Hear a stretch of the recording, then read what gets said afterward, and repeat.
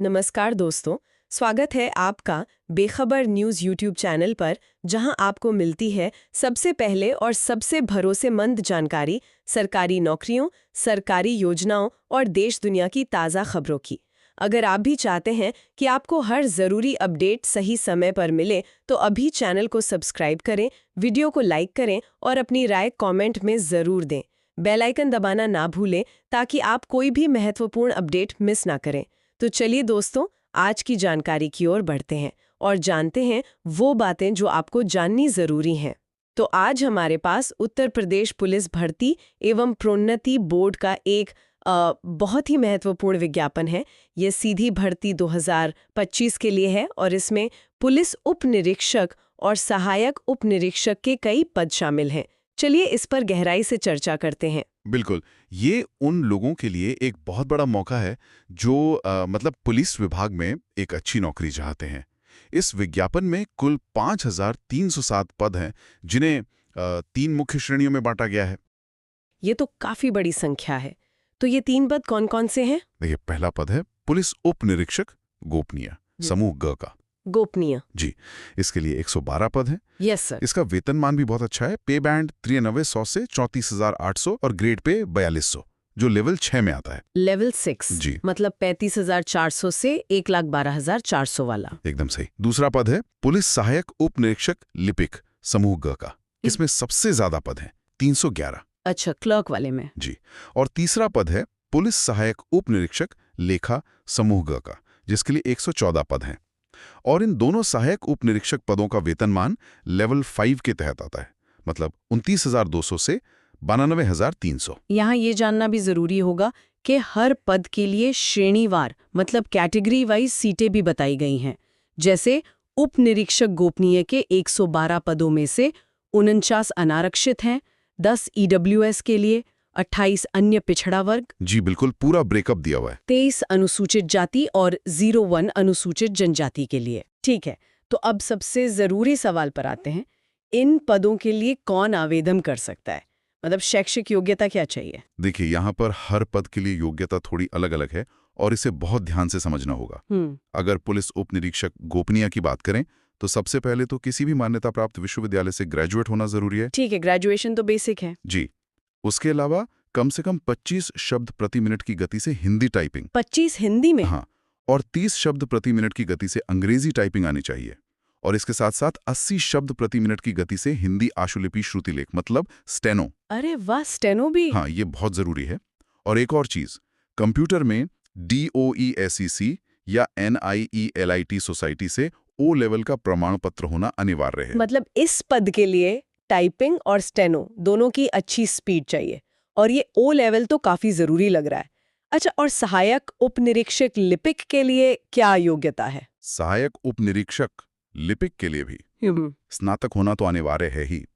साथ ही हिंदी में 25 शब्द प्रति मिनट और अंग्रेजी में 30 शब्द प्रति मिनट की टाइपिंग स्पीड चाहिए। इसमें स्टेनो नहीं चाहिए? नहीं, इसमें स्टेनो की जरूरत नहीं है, लेकिन यहाँ भी O लेवल कंप्यूटर परीक्षा पास होना जरूरी है। और ये लेखा मतलब अकाउंट्स वाले पद के लिए क्या उसमें कॉमर्स की डिग्री चाहिए होगी? हाँ बिल्कुल, सहायक उपनिरीक्षक लेखा के लिए या तो वाणिज्य यानी कॉमर्स में स्नातक हो, या फिर लेखा शास्त्र यानी अकाउंटेंसी में परास्नातक डिप्लोमा हो। अच्छा। इसमें हिंदी टाइपिंग की गति कम मांगी है, सिर्फ 15 शब्द प्रति मिनट, लेकिन O लेवल कंप्यूटर सर्टिफिकेशन यहाँ भी अनिवार्य है। तो O लेवल कंप्यूटर सर्टिफिकेट तो मतलब तीनों ही पदों के लिए बहुत जरूरी है, इसके बिना तो कोई चारा ही नहीं। जी, ये एक नॉन निगोशिएबल रिक्वायरमेंट है। अच्छा, अब जरा आयु सीमा एज लिमिट की बात करें, क्या रखी गई है? देखिए, अभ्यर्थी की आयु 1 जुलाई 2025 को 21 वर्ष पूरी हो जानी चाहिए और 28 वर्ष से अधिक नहीं होनी चाहिए।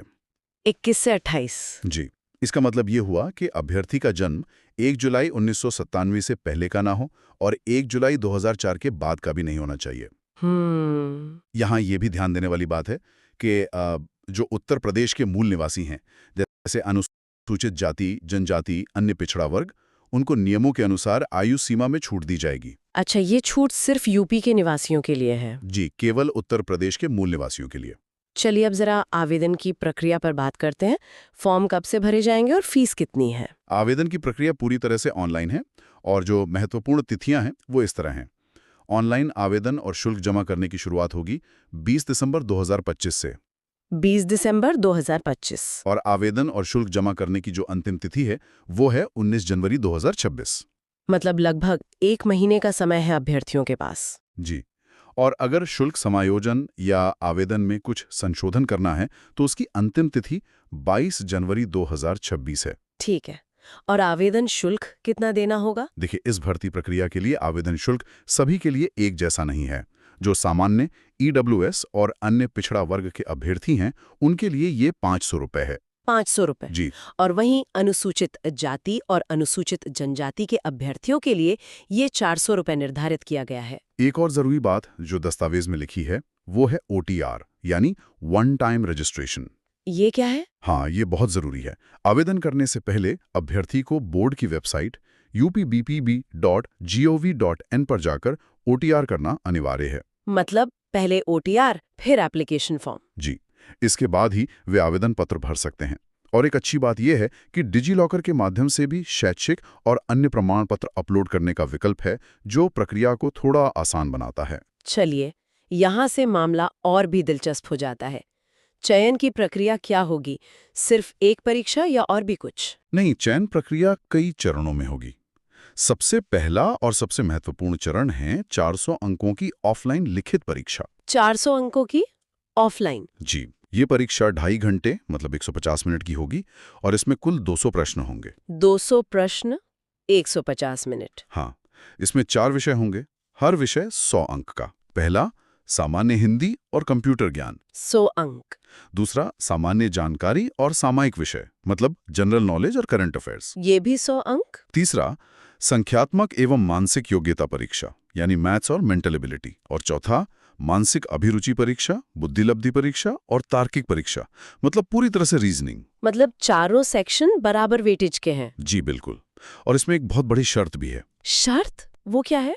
शर्त यह है कि अभ्यर्थी को हर विषय में कम से कम 35% अंक। हर विषय में? जी हाँ, हर विषय में 35% और कुल मिलाकर 40% अंक लाना अनिवार्य है। अरे, अगर ऐसा नहीं हुआ तो वे भर्ती के लिए पात्र ही नहीं होंगे। मतलब अगर कोई 3 विषय में बहुत अच्छा कर ले और एक में 35% से कम रह गया तो वो बाहर हो जाएगा? बिल्कुल, वो सीधे प्रक्रिया से बाहर। जी जी, ये तो बहुत कठिन बना देता है परीक्षा को। अच्छा, लिखित परीक्षा पास करने के बाद क्या होगा? इसके बाद अगला चरण होगा अभिलेखों की संवीक्षा और शारीरिक मानक परीक्षण। डॉक्यूमेंट वेरिफिकेशन और फिजिकल स्टैंडर्ड टेस्ट यानी PST। जी। इसमें पुरुष अभ्यर्थियों के लिए ऊंचाई मतलब हाइट सामान्य OBC SC वर्ग के लिए 163 सेमी और ST वर्ग के लिए 156 सेमी है। और सीने का माप 77-82 सेंटीमीटर होना चाहिए। और महिला अभ्यर्थियों के लिए? महिला अभ्यर्थियों के लिए ऊंचाई सामान्य OBC SC वर्ग के लिए 150 सेमी और ST वर्ग के लिए 145 सेमी है। और न्यूनतम वजन 40 किलोग्राम होना चाहिए। ठीक है। और इसके बाद आखिर में टाइपिंग टेस्ट होगा? जी। PST में जो सफल होंगे उन अभ्यर्थियों को कंप्यूटर टंकण और आशुलिपि परीक्षा के लिए बुलाया जाएगा। अच्छा। और ये परीक्षा केवल अहर्कारी प्रकृति की होगी मतलब क्वालिफाइंग नेचर की। क्वालिफाइंग मतलब इसके अंक फाइनल मेरिट में नहीं जुड़ेंगे? एकदम सही, इसके अंक फाइनल मेरिट में नहीं जुड़ेंगे। अंत में जो लिखित परीक्षा के अंक हैं उसी के आधार पर अंतिम चयन सूची तैयार की जाएगी। तो चलिए आज की इस चर्चा के मुख्य बिंदुओं को एक बार फिर से दोहरा लेते हैं। जरूर। पहली बात, उत्तर प्रदेश पुलिस में उप निरीक्षक और सहायक उप निरीक्षक के 20 पदों पर भर्ती निकली है। बिल्कुल। दूसरी बात, तीनों पदों के लिए स्नातक के साथ साथ O लेवल कंप्यूटर सर्टिफिकेट और निर्धारित गति में टाइपिंग अनिवार्य है। हाँ, ये बहुत जरूरी है। तीसरी बात, आवेदन की प्रक्रिया 20 दिसंबर 2025 से 19 जनवरी 2026 तक चलेगी।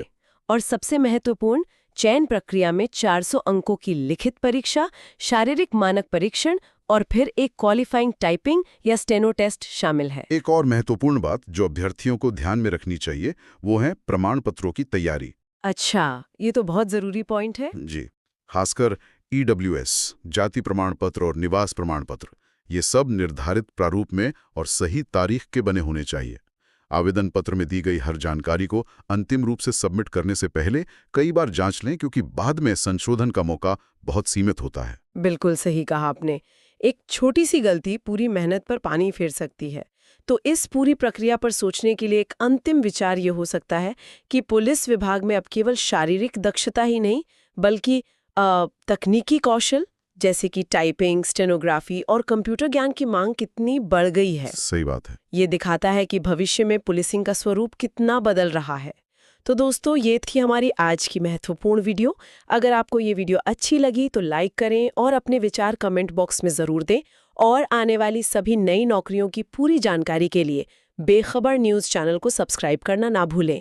मिलते हैं अगली वीडियो में एक और नई नौकरी की जानकारी के साथ। धन्यवाद।